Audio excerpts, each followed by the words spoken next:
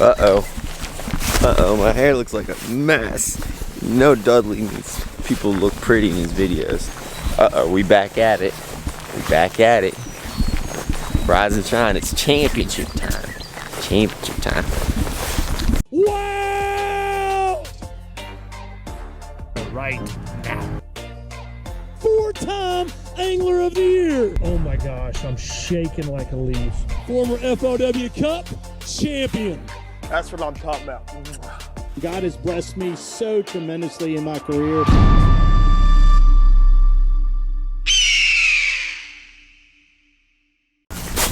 Welcome back to another episode of David Dudley Outdoors. I'm your host, David. No. Oh, we're doing it wrong. Hold on. Here's your host. There's your host, David Dudley Outdoors himself. He actually officially changed his last name to Outdoors to make it more official for the channel. He's dedicated, folks. I almost didn't recognize you. What the heck? Nitro. Check it out, people. Just giving you a little sideways view of it, just posing with Mr. Nitro. Flip-flops? Where do flip-flops go? I don't know. Oh, where in the world are we today? Today we are at Grand Lake of the Cherokees in Oklahoma, practicing, day one practice for the Redcrest, which is first place, $300,000. And look, we got, the moon is up, we're out here early, we're in the new Nitro for the championship. I'm excited about that. We're gonna have to put together a pretty good game plan because I'm sure the fish are biting pretty good, and we just got to figure out the number game here. We got to figure out how to get and numbers going throughout the day. This is a good patternable lake. I've fished here before. You can pattern things here very well. With only 40 anglers in this tournament, typically you cannot run patterns in a big field tournament because the pattern you have, probably somebody's doing it in another area. So with only 40 people out here, we need to find a pattern to generate numbers of bites. That's what we're going to do today, hopefully, and figure that out. Wait, but isn't the goal to find patterns with numbers of bites? Isn't that every single tournament you've ever fished in your life? Wow, I'm trying to catch a lot of fish, guys. Really? No kidding. Isn't it good when you get delivered a knuckle sandwich every once in a while, and then you have to figure out how to incorporate the numbers of teeth to put back into your mouth jackknife? I think that's coming. So do you want a knuckle sandwich? Nah, man, I'm not hungry yet. B-roll!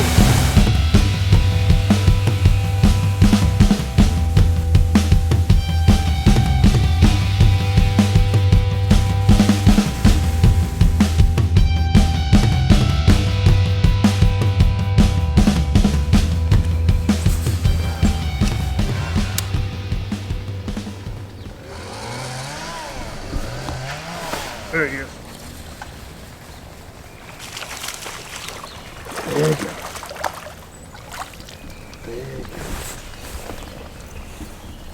First fish out of a Nitro. Right there. He was up there. Shallow. Buddy. Shallow. Well, we've been fishing about an hour, learning a little bit. Water temperature is around 50 degrees right now. A little bit colder than I thought. Anytime it's cold weather, don't y'all wish y'all had a little taste of that right there? Anytime there's cold weather, it's always going to be, the wiggle wart is always going to be a player. So, with that said, we're gonna put old Mr. Wiggly on and see what we can do. Don't y'all think this is funny? For years, the magazine talk has always been, when the water's cold, you have to use a tight wobbling crankbait, but yet we know that the Wigglewort is one of the most dominant cold water crankbaits out there, and it has the most widest wobble crankbait that you could throw. Or we could go, you know, cold weather, you're throwing big Colorados, something that's like a big tractor going through the water. Why wouldn't we use little tiny willow leaves and be finessey about it in wintertime? Made y'all think, didn't I? That sounds like professional grade advice. Professional grade. This ain't like top choice. That was professional grade advice. I got you.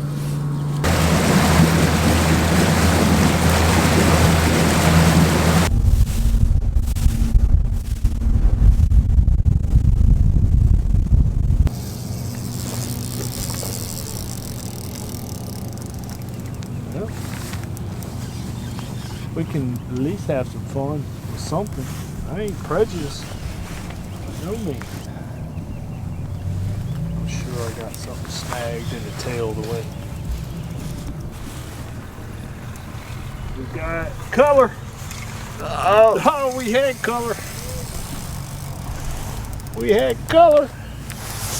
Isn't that what they say on Wicked Tuna? Oh yeah. Color. Got color. This is when they start playing the dramatic music. So Jack, this is when you put that dramatic music in. Just to drag a little bit with your hand and try to calm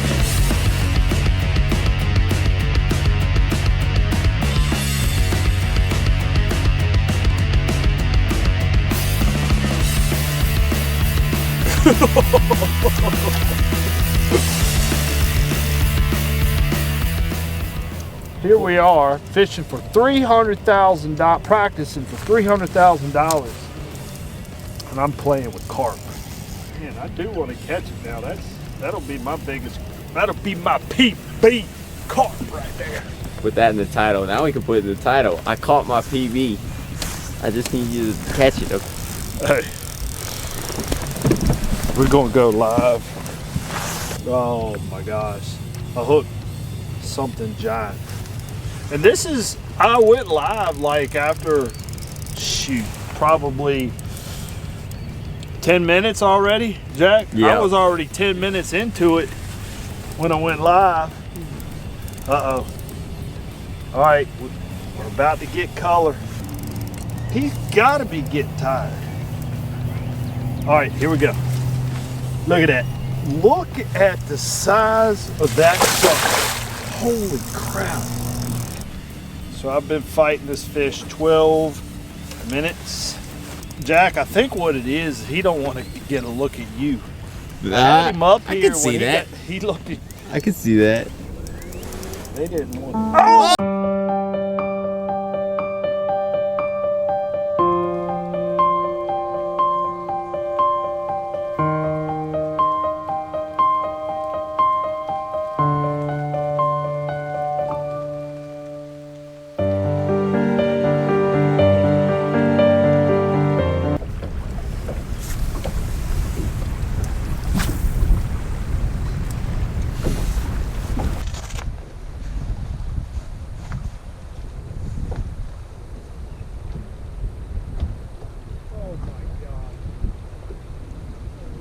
Another one? Wait, we get a picture like I'm flipping it back. Whoa! Yes! Yes! It's a big one right there. It's a big one. That's gonna be scoreable right there, no doubt. Oh, no! Just lost a scoreable right out of my hand. That was at least 4 pounds. At least 4 pounds. How'd that bite feel? I mean, he crushed it. He really did. Like, I learned a lot from that bite. I came over a rock, and as soon as I came over a rock, that one right there just, I mean, annihilated. It tells me a lot because the sun was coming down, the wind, you know, it told me he was an aggressive fish. So I think we might be on to something.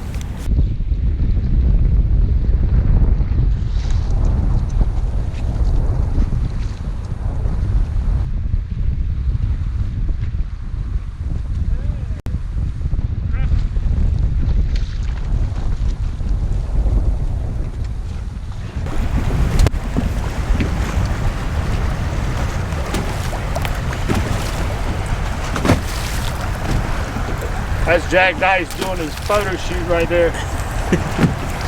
You forgot the hair. What? Make sure, guys, you gotta add this. Always gotta add that. I ain't got the head of hair like you got. Uh-oh. You'd be exposed if you took the hat off. Oh, I got hair. Don't think I ain't got hair. You say, take that, Jacob Wheeler. If you gonna get B-roll, let me get my hat on. Get my hat. I'm about capturing the natural, the authentic Dudley experience, okay? We don't set up things. Speaking of not hiding things, Pro is hung up.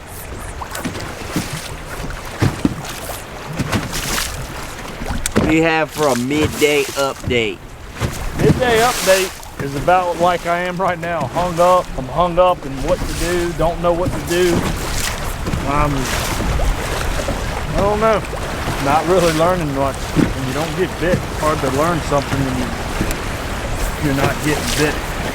How do you make the decisions of when you feel like you're doing the right thing in the wrong area or whether you're just doing the wrong thing? Well, typically when that happens, you make a drastic change. So in areas, I like to give them the benefit of the doubt through the morning and, evening, all the way through the day in a particular area of the lake, especially if you got a multi-day deal, because you could be in an area, in the morning and be like, oh, they're not biting. Take off and go to another area where they were biting in the morning but not in the evening and come away with nothing. But if you stay in one area through morning and evening is where you learn that. Drastic changes is what, you got to look at there. Look at there. Look at there. While I was given a scenario. I don't think it's fire. Yep, that's what we've been seeing, boys and girls. Caught. He was like actually hooked in the mouth, eating a crawdad. That's what we've been seeing, folks.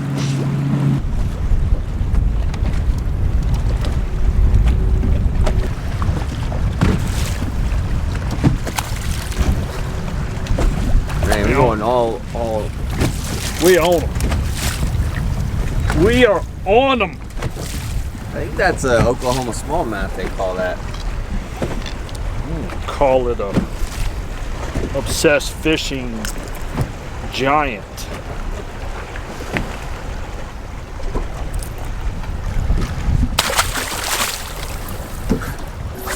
Got me all wet.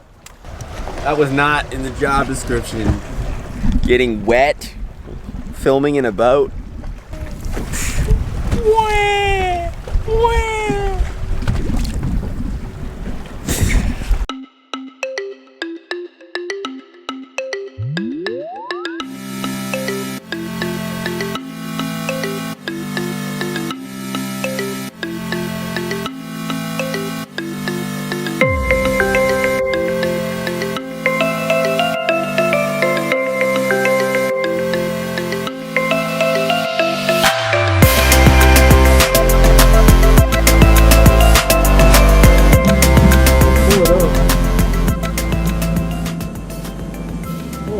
See that?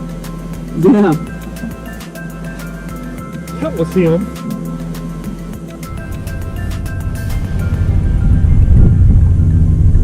We can make 100 of them.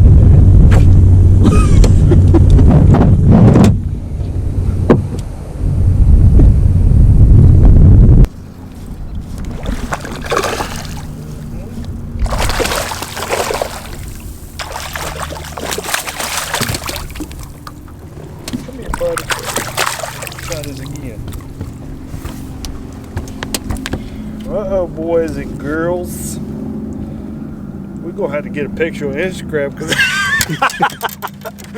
that might be the only bass we catch. Hey, but I did just switch to a jig.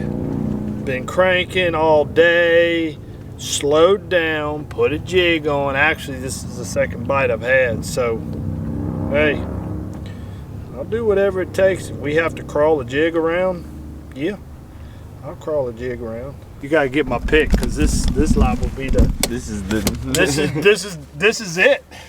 This is my practice. I'm gonna make him look like a giant. There you go. I did it. I caught me a scoreable. Yes, I'm on him. I am on him. Look at this generation on their phones. Not even looking at the real world. Staring at a screen looking for beauty when it's right there. It's right there. You know what's getting ready to be right where? Is my knuckle sandwich in your mouth. Before you do it, tell us what happened today. Final thoughts, day one of practice.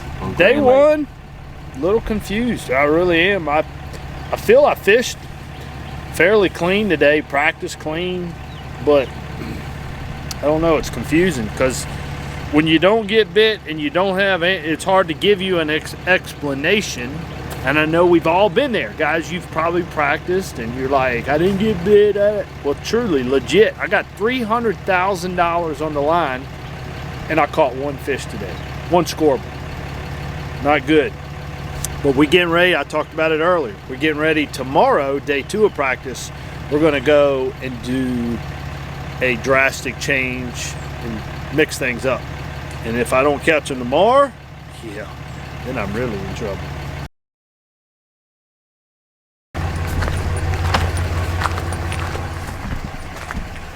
Uh-oh, it's light again. What does that mean? Day 2. Day 2 is about to begin.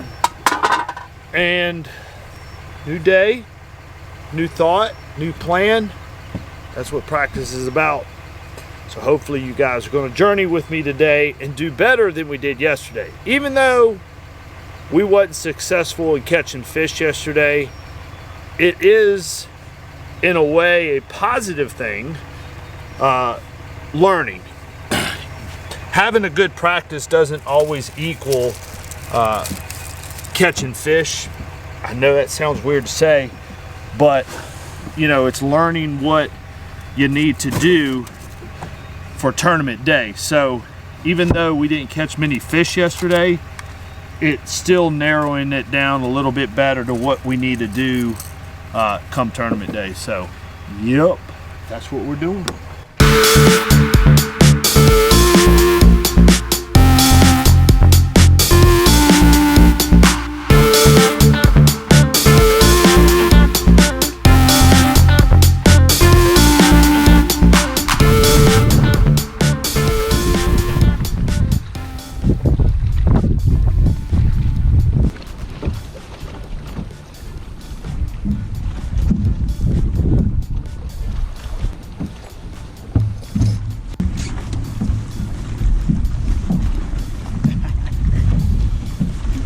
Alright guys, just switch colors, right?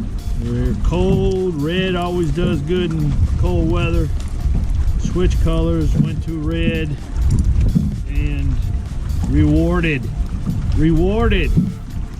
Gotta be versatile in colors, gotta be versatile in colors. I know I'm doing what can be the right thing. In my mind, I just kept thinking, might be a color thing. Gotta get a picture for Instagram.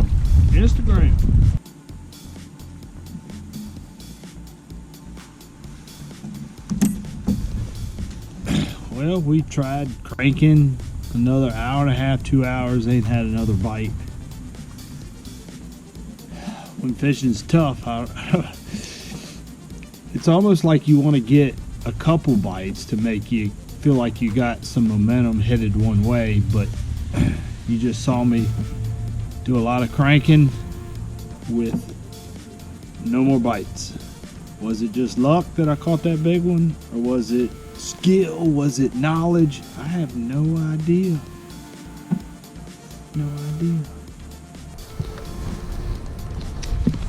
Not sure what would happen if that comes tumbling down. I just happened to look up and I'm like, dang. I've already called Jack and told him to be prepared.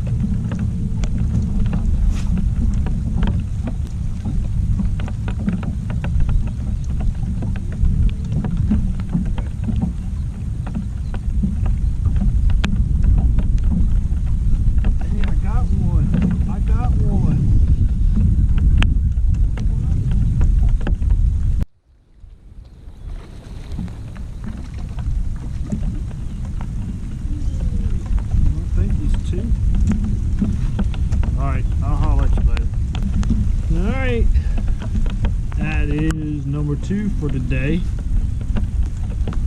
Cranking the old shad wrap.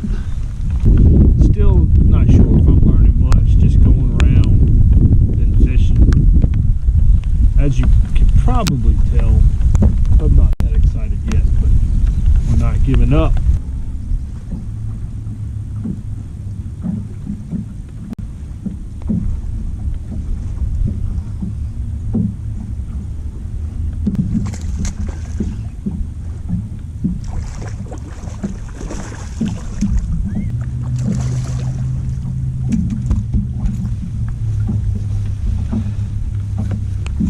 Guys, now I'm starting to get excited.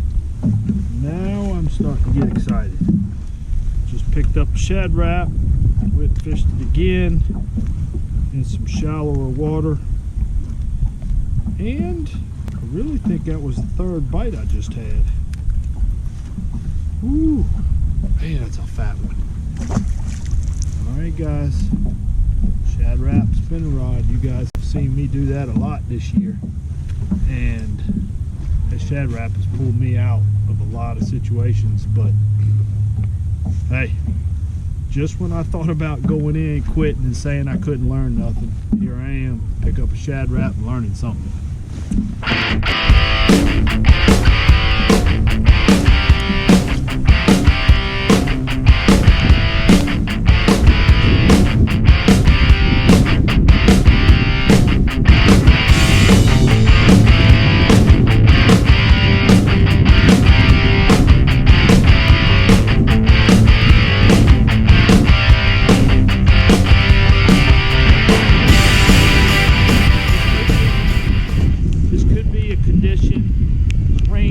Thunderstorms are happening, but the point is I got some momentum, I got an area, I got a bait as of right now. Might have to switch colors, but hey, momentum.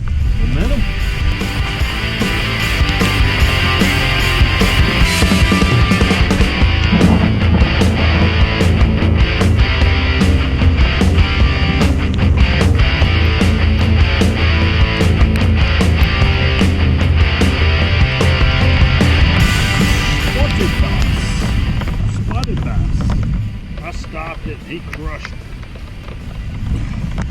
There is no doubt. I just moved about a mile, caught that big one, moved another mile, caught this one.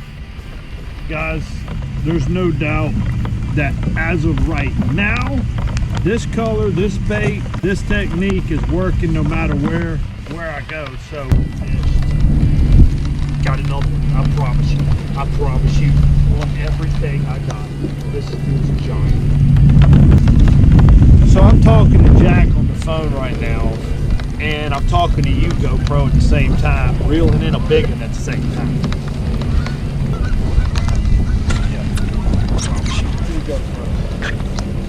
Hey Jack, when you edit this, know that you're on my phone at the same time.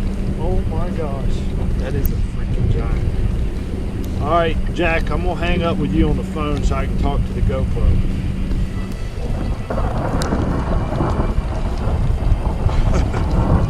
Yes. Dude, you talk about a rush of adrenaline right now. That's what I'm having, a rush of adrenaline. I mean a major rush of adrenaline.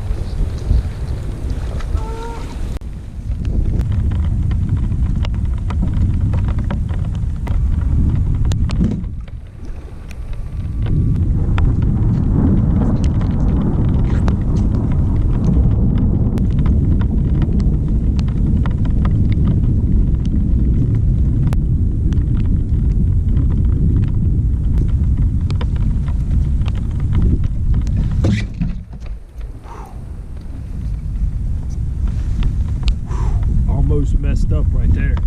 We got hung up on the seawall and my boat started drifting away. That would have been dangerous.